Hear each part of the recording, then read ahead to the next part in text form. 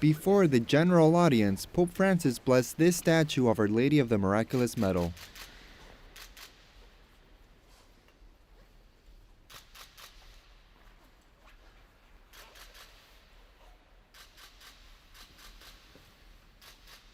The Pope's gesture was quite significant since the statue was brought to mark the 190th anniversary of the apparitions of the Virgin Mary to Saint Catherine Labouré in France. For us, it's a concrete sign of closeness of Pope Francis with us, with the Vincentian family, with the spirituality and charism of St. Vincent de Paul. Father Tomás Mauric is a superior general of the societies founded by St. Vincent de Paul. He headed the delegation that brought the statue to the Vatican. Father Tomás remembered that the apparitions occurred in 1830 when France was affected by wars and a pandemic.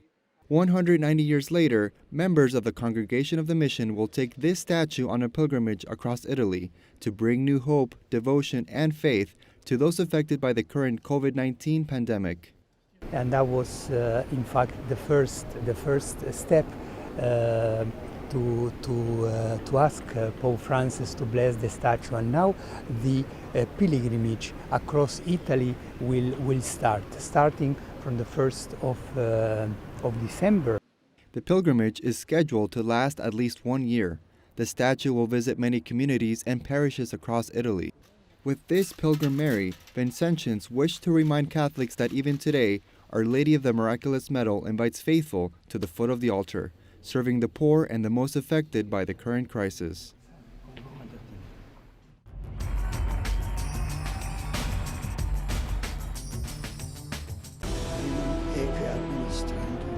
Five years after his resignation, those who shared his final moments as Pope, his friends and the Vatican spokesman, give us the full story.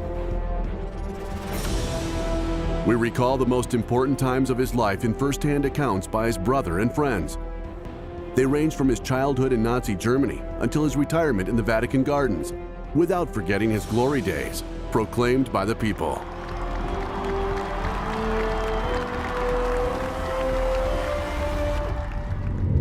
Benedict XVI, in honor of the truth.